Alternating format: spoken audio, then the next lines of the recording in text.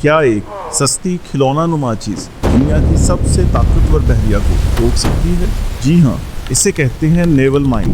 Street of Hormuz کے تنگ راستوں پر ایران نے بارودی سرنگوں کا جال بچھا رکھا ہے، جہاں سے دنیا کا 20% تیل گزرتا ہے۔ امریکی بحریہ sound and navigation ranging technology استعمال کرتی ہے، جو آواز کی لہروں کے ذریعے سمندر کی تہہ میں چھپی ان سرنگوں کو ڈھونڈ لیتی ہے۔